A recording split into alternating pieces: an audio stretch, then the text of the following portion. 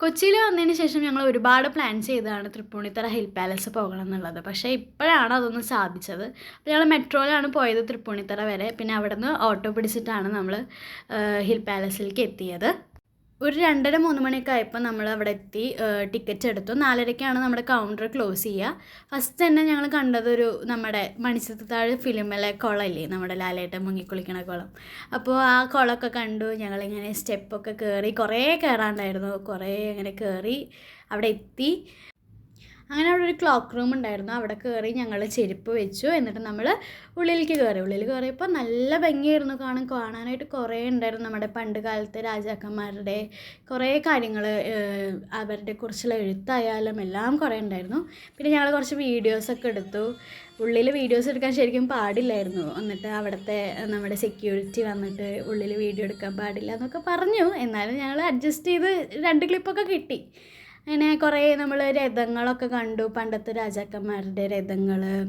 പിന്നെ നമ്മുടെ അമ്പലങ്ങൾ, കുറേ അമ്പലങ്ങൾ ഉണ്ടാക്കി വെച്ചിട്ടുണ്ടായിരുന്നു. നമ്മുടെ തൃശ്ശൂരിൻ്റെ വടക്കുന്നാഥ ക്ഷേത്രം കണ്ടു. ഞങ്ങൾ തൃശ്ശൂർക്കാരാണല്ലോ. അങ്ങനെ വടക്കുന്നാഥ ക്ഷേത്രം കണ്ടു. ഇങ്ങനെ മരത്തോണ്ട് ഇങ്ങനെ ഉണ്ടാക്കി വെച്ച് നല്ല ഭംഗിയായിരുന്നു കേട്ടോ അതൊക്കെ കാണാനായിട്ട്. പിന്നീട് ഞങ്ങളുടെ വഴിയൊക്കെ ആകെ തെറ്റിപ്പോയി. ഞങ്ങൾക്ക് എങ്ങടെ പോകേണ്ടതെന്ന് കറക്റ്റായിട്ട് അറിയുന്നുണ്ടായിരുന്നില്ല. അത്ര അധികം വഴിയും കാര്യങ്ങളും ഇവിടെ ഉണ്ടായിരുന്നു. പിന്നെ ഏറ്റവും അടിപൊളിയായിരുന്നത് കുളത്തിലേക്കുള്ളൊരു വ്യൂ ആയിരുന്നു. അത് ഒന്നും പറയാനില്ല. കുറേ നടക്കാനുമുണ്ട്.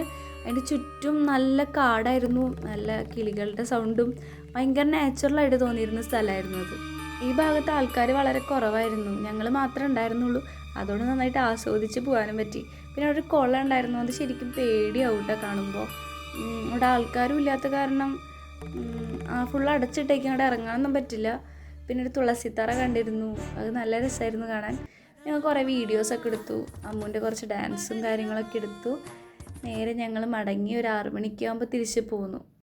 ശരിക്കും പറഞ്ഞാൽ ഞങ്ങൾക്ക് ഒരു വട്ടം കൂടെ പോകണമെന്നുണ്ട്. കാരണം ഞങ്ങൾക്ക് ഫുള്ളായിട്ടൊന്നും കാണാനായിട്ട് പറ്റിയിട്ടില്ല. ഒരു 1 മണി നേരത്തൊക്കെ എത്തുകയാണെങ്കിൽ നമുക്ക് ഫുള്ളായിട്ട് നടന്ന് കാണാം. പക്ഷെ ഞങ്ങൾക്ക് അങ്ങനെ എല്ലാം കാണാൻ പറ്റിയില്ല. എല്ലാം ഈ വീഡിയോയിൽ കൊള്ളിക്കാനും ഞങ്ങൾക്ക് സാധിച്ചിട്ടില്ല.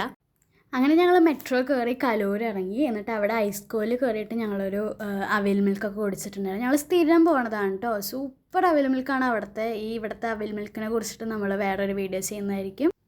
അപ്പോൾ ഇത്രയേ ഉള്ളൂ. എല്ലാവർക്കും ബൈ.